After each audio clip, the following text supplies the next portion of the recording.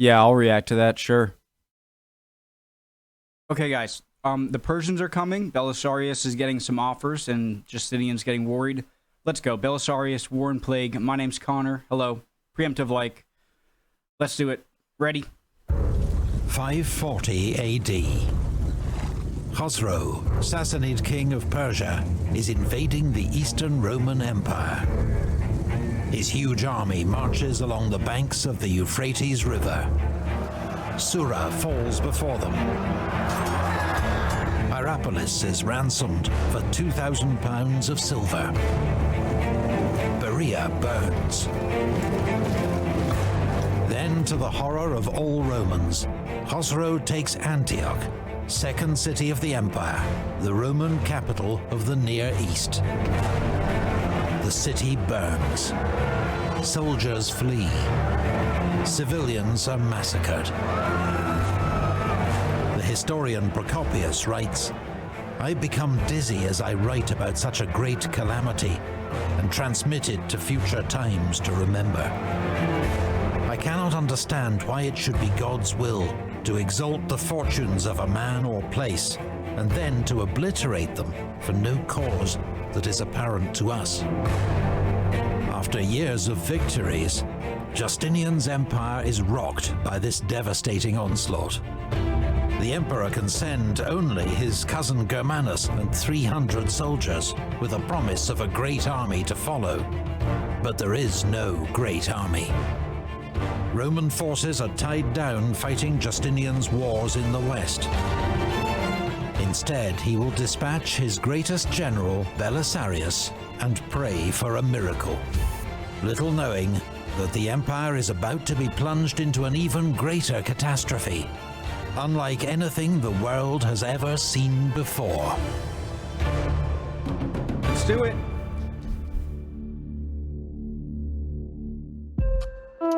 First, a big thanks to our video sponsor, Make sure to use Endel. their links. Any of us can struggle with stress, getting to sleep, maintaining focus, or even all three. Endel is on a mission to use technology to help our bodies and brains adapt to the modern world and its many demands. Their app, informed by neuroscience and powered by AI, creates personalized soundscapes to help you relax, stay focused, or get to sleep. Endel adapts in real time to your location, weather, and even your heart rate if paired with a smartwatch. Simply tap your goal, and Endel takes care of the rest. If you've tried music and audiobooks but find they can often be distracting or intrusive, we can highly recommend Endel's relaxing soporific soundscapes. The first 100 people to download Endel using the link in our video description will get a free week of audio experiences. Thanks again to Endel for sponsoring this video. Trouble had been brewing on Justinian's eastern frontier for years. The Eastern Roman and Sassanid empires, the two great powers of the Middle East, had signed a treaty of eternal peace just 8 years before. But Khosrow had looked on with growing alarm as Roman forces, led by Belisarius, had reconquered first North Africa, then Italy. Half in jest, Khosrow asks Justinian for his share of the tribute, since these victories are only possible because he's granted the Romans peace. Interesting. But the joke is wearing thin. Khosrow receives envoys from the Goths in Italy. So I see, okay. So he doesn't like that Justinian is expanding because that's becoming a threat to him, and he's pretty much saying, you know, stop what you're doing, give me some of the plunder or war, right? And the Armenians, who beg him for aid. Justinian is wearing thin. Khosrow receives envoys from the Goths in Italy and the Armenians, who beg him for aid. Justinian, they tell him, has conceived the desire of seizing the entire earth. He will march against the Persians with those he has already enslaved, respecting neither the name of friendship nor any of his sworn promises. Can I just say something about Justinian? And Let me preface, I know very little about him. I'm just saying what I'm learning so far. He seems to be a very kind of timid or not very proactive or productive leader. You know what I mean? And so, like, this kind of makes me raise an eyebrow. In 540, Khosrow accuses the Eastern Emperor of paying Huns to raid Persian land and trying to bribe his Arab allies to switch sides. Then he attacks.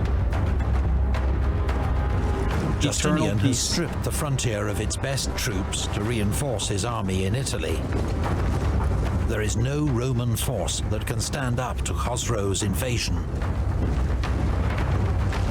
Antioch is sacked. Survivors are enslaved and sent to Persia. Khosrow then marches to the coast and symbolically bathes in the waters of the Mediterranean.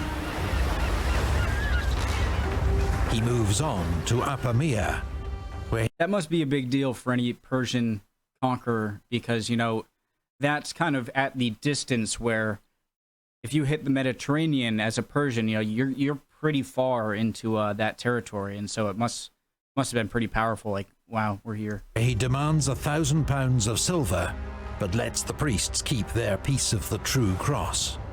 He then fixes the local chariot race, so that Justinian's favorite team, the Blues, lose. That's so cool. Justinian agrees to pay Khosrow like 5,000 pounds of gold, with 500 more to be paid annually in exchange for a truce. Satisfied, Khosrow sets off for home. However, he does not let the truce prevent him from extorting several more payments en route. It is the Eastern Roman Empire's greatest military humiliation in 3 centuries. Everyone was talking about Belisarius. He was credited with 2 victories such as never before fallen to the lot of one man. He had brought 2 kings captive to Constantinople, and beyond all expectation had made Roman spoils of the nations and wealth of Geseric and Theodoric.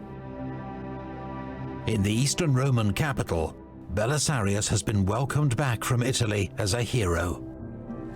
He and his entourage draw admiring crowds wherever they go. But he does not have long to enjoy his success.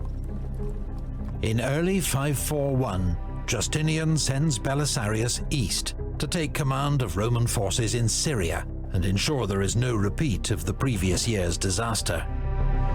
Belisarius's wife, Antonina, has accompanied him on previous campaigns to North Africa and Italy and proved herself a valuable advisor and deputy. But this time, she remains in Constantinople to advise her friend and patron, Empress Theodora. Belisarius gathers all available forces at Dara, site of his great victory 11 years before.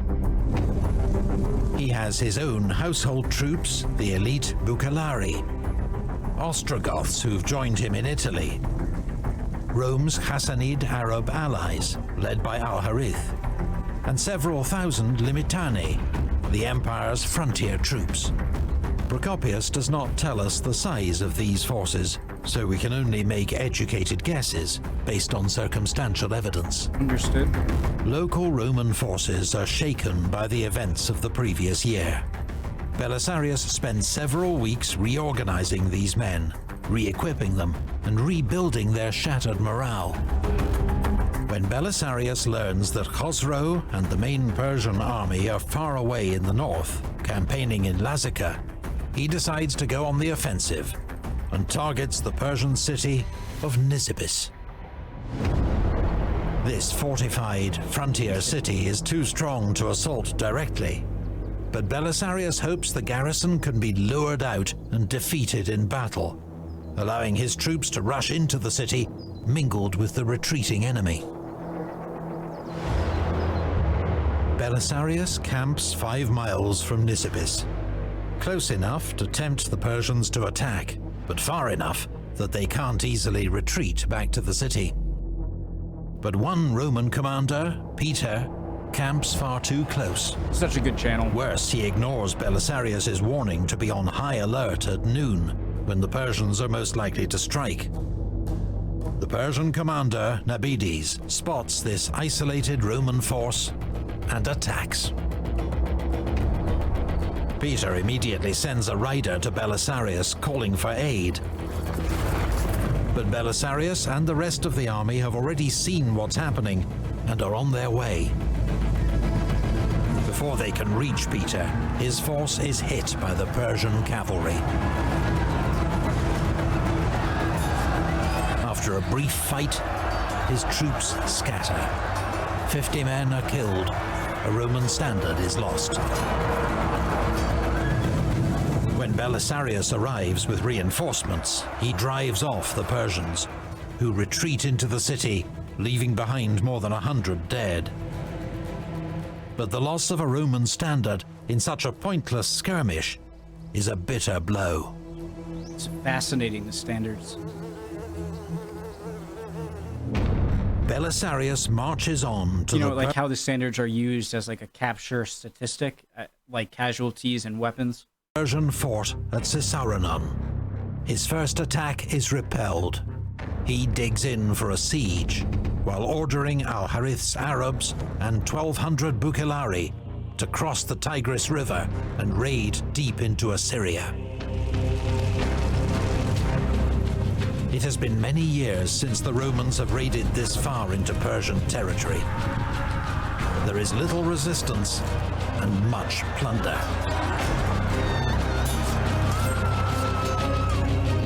Caesarion runs out of food and surrenders to Belisarius. But the Roman general has run out of time. His troops are exhausted by the extreme summer heat, and a third are sick. His Limitani wish to return to their homes, now threatened by the start of the Arab raiding season. While Al-Harith and his men have gone AWOL. It later emerges they've ridden straight home to avoid sharing their loot with the Romans. Belisarius, having achieved as much as he can with his limited force, withdraws back into Roman territory. That was a mess. At the opening of spring, Khosrow, son of Kavad, for the third time began an invasion into the land of the Romans with a large army, keeping the Euphrates River on the right. The Emperor Justinian, upon learning of the inroad of the Persians, sent Belisarius against them once more.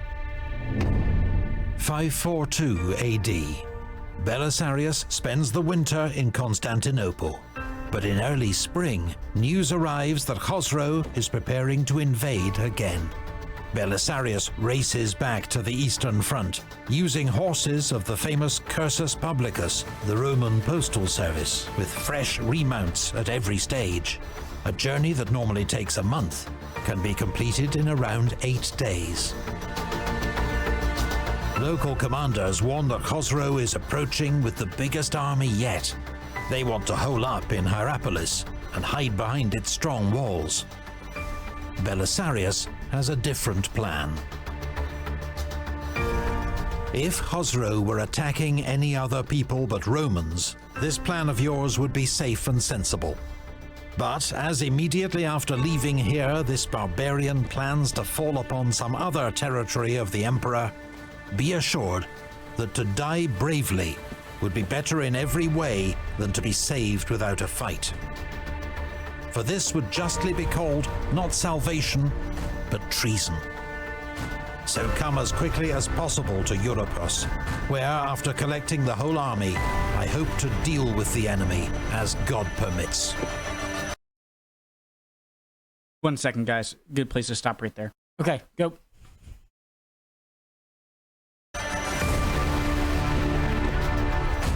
Khosrow is counting on another lucrative plundering expedition. This time he plans to raid Palestine and pillage Jerusalem. But when he hears Belisarius himself has arrived and is gathering a Roman army at Europos, he hesitates. He sends an envoy, Abandanes, to meet Belisarius on the pretext of reopening negotiations, but really to gauge his strength.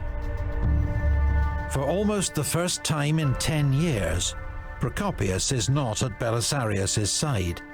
He has remained in Constantinople. In fact, his days of campaigning with the great Roman general are over. Nonetheless, he provides a detailed description of what follows.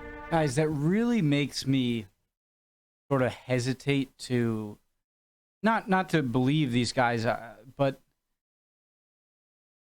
the fact that when you have someone so powerful and you want a historian there to write down what you did, you're going to want a historian that kind of sheds light on you. I mean, you can't dissuade what they say, but I feel like you got to keep that in mind.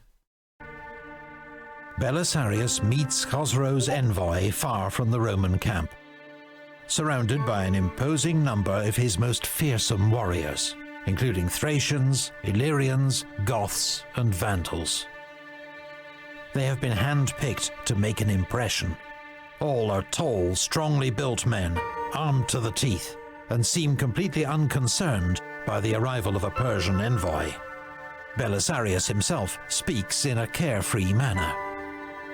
This course that Khosrow has chosen is not how men usually behave. If other men have a dispute with their neighbor, they first try to negotiate with him, and only go to war if they do not receive satisfaction. But he first comes into the midst of the Romans, and then makes suggestions about peace. With that, Belisarius dismisses the envoy. The envoy returns to Khosrow and urges the king to avoid battle at all costs.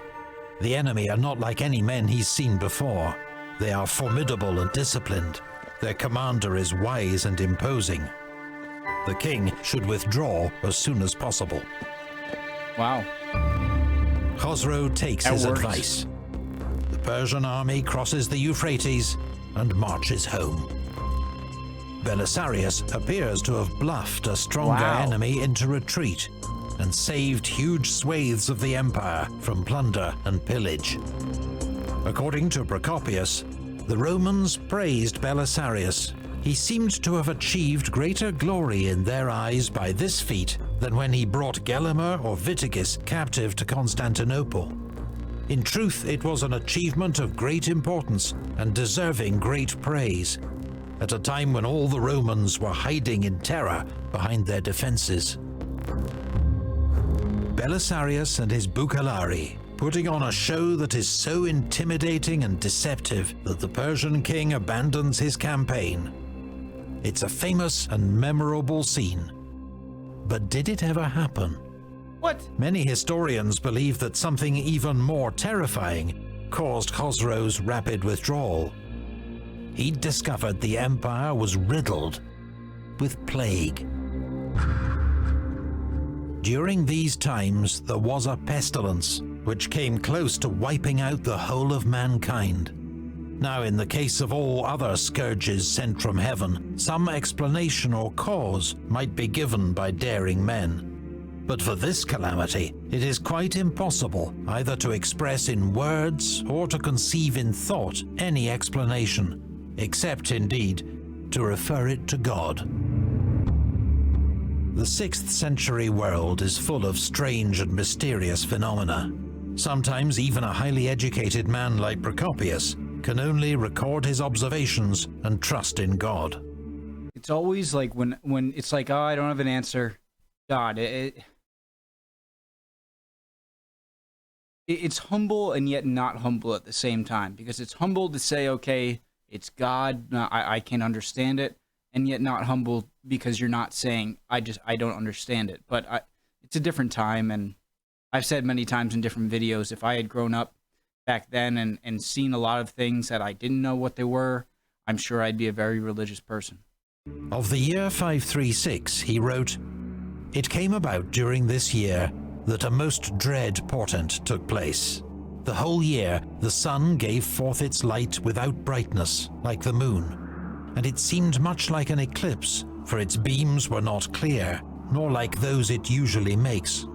From the time when this thing happened, men were free neither from war, nor pestilence, nor any other thing that brings death." experts now believe Procopius was observing the atmospheric aftermath of a massive volcanic eruption. Volcanoes, battles, in fact, a cluster plagues. of volcanic activity around this date would help to trigger what's become known as the Late Antique Little Ice Age. Its impact is impossible to measure. Wasn't there also a little ice age in like the 13th or 14th, 15th, 16th century? But it may have contributed to food shortages and worsened the famine that Procopius witnessed in Italy. Such shortages made the population weaker and more vulnerable to what came next. It originated among the Egyptians who live in Pelusium. From there it branched out in two directions. The first moving to Alexandria and then the rest of Egypt. The second coming to the Palestinians who live by the border of Egypt. Plague is first recorded in the Nile Delta in 541. It spreads across Egypt and into coastal Palestine. In spring 542, it reaches the imperial capital, Constantinople. It spreads rapidly across the empire. In 543, plague reaches Persian-ruled Armenia and the kingdom of the Franks. Recently, plague victims have even been identified in Anglo-Saxon England. Procopius is in Constantinople when the plague strikes with full, terrifying force. You guys, do you know if there are any big plagues, or like were there ever, like in I have to learn more about East Asian history, because you know how the Native Americans got decimated by pestilence from disease brought from Europeans, and the Europeans just had an immune system that could handle things that didn't really show up on them as symptoms, that really showed up as symptoms on Native Americans, and symptoms that would prove fatal. Is it the same thing in terms of kind of east to west contact? It's because I'm just wondering if, because I know there is a history of this stuff starting and spreading through, Mongols or whatever. I don't know. They fell ill in the following way. Suddenly they became feverish. Some of them when they rose from sleep, others while they walked about or doing any small thing. The body did not change color or become warm like a regular fever, nor did it burn up. Rather, at first, the fever was so mild that it gave no cause for alarm, either to victims or the doctors who treated them. But then on the same day or the next, a bubonic swelling appeared. This happened around the groin, also inside the armpit, sometimes by the ears or the thigh. Some victims, Procopius writes, fall into a coma-like state, unable to feed or care for themselves. Others are seized by madness, shouting wildly and running into the streets. Some died immediately, others after many days. In some cases, the body blossomed with dark pustules about the size of a lentil. These people did not survive a single day. They all died immediately. Many others suddenly began to vomit blood and perished immediately. I must also state that the most eminent doctors predicted that many would die who shortly afterwards were unexpectedly free of all sickness. They also claimed that many would survive who were destined to perish almost immediately. Thus there was no cause behind this disease that any human reason could grasp, for in all cases the outcome made little sense. DNA analysis of human remains from this and later pandemics has identified the cause of this terrifying disease, a deadly bacterium called Yersinia pestis. Procopius is at the center of the world's first bubonic plague pandemic. The second, 8 centuries later, is known as the Black Death. The peak of the pandemic lasts 3 months. On the very worst days, the death toll in Constantinople alone may be as high as 10,000. Between a third and half the city's population perish. Entire households are wiped out. The city's graveyards overflow, and corpses are crammed into city watchtowers. It was not easy in those times to see anyone out and about, for all were holed up in their homes. If you happened to chance upon someone going out, he was carrying one of the dead. You guys, this might be a very morbid thought, and seen without, and especially during like we've gone through a pandemic, but the effects after a giant pandemic, not like COVID-19, I mean like the plague. I wonder, because then only the strong, healthier people are going to survive. I mean, because you see people and it's like, why isn't everyone dying? How is this guy not dying? Maybe he will eventually, but clearly not everyone dies who stays in the city. And so I'd imagine, obviously intense sadness, but almost like this sounds so bad, all burden must have been sort of lifted. And obviously they would have been mentally crushed, their whole family, I'm sure every family lost many part of its people. But I wonder after that, then you're only going to have like younger, healthier, or older, healthier people around. Is that the case? It sounds really bad, but I'm really just asking a legitimate question. All work came to a standstill. The plague hits the Empire's great cities hardest, but the pestilence also reaches deep into the countryside. Then Emperor Justinian himself falls sick. Honestly, I'm not the biggest Justinian fan. I'm not saying he should die, but... News soon reaches the army in Syria. There are even rumors that the emperor is already dead. Belisarius and his generals discuss the situation, but we have no reliable information on what is said or by whom.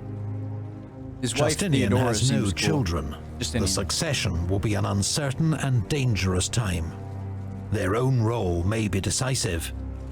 They may even discuss who among them is best placed to succeed the emperor. War of the Eastern Roman Succession? Unexpectedly, Justinian makes a full recovery. But Empress Theodora has learned of the generals' meeting in Syria. Her informers tell her that Belisarius and another general, Buzes, had said they would not support any new emperor proclaimed in Constantinople. Theodora regards these words as treason, a clear sign they will turn against her if her husband should die. So she should be. Belisarius and Buzes are summoned to Constantinople for questioning. Theodora cannot prove their treason, but both men experience a sudden, dramatic fall from favor. Procopius claims that Buzes spends more than 2 years in a secret prison. Belisarius, the emperor's most successful general, escapes imprisonment, but his disgrace is total. He is dismissed from command and loses much of his fortune. His famed bucellari are split up and distributed amongst other commanders. Belisarius lives in Constantinople as a private citizen for more than a year. While abroad, Justinian's empire slides towards crisis. The plague has killed a multitude of Roman citizens and soldiers and severely disrupted government, trade, and taxation. In Armenia, a Roman offensive ends in humiliating defeat. In North Africa, Berber rebels defeat the Romans and kill Solomon the governor. While in Italy, the Ostrogoths have rallied under a new king, Totila, retaken most of Belisarius's gains, and again threaten Rome itself.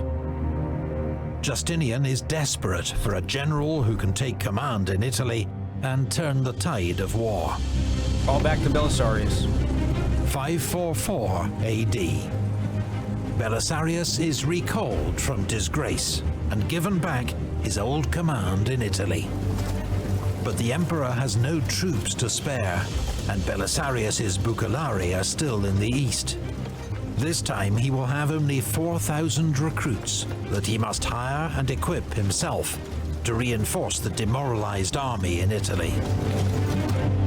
And in Totila, he faces a far more dangerous adversary than before. He is poorly resourced and has been ungratefully treated by his emperor. But Belisarius loyally marches to war again, in what will prove his final campaign. Big thanks to Legendarian for providing our Total War Attila gameplay footage. Awesome channel, awesome video again. What Belisarius was doing, I don't know what, like, was it common for was it like an okay thing for a woman in the Eastern Roman empires to become emperor? If it was, and it's normal to pass to the wife after if Justinian died with no heir, then okay. But at the same time, I mean, you can't, I don't know if you'd view him as a traitor or something like that, but cool video. Like always, Epic History TV, awesome channel. See you guys next time.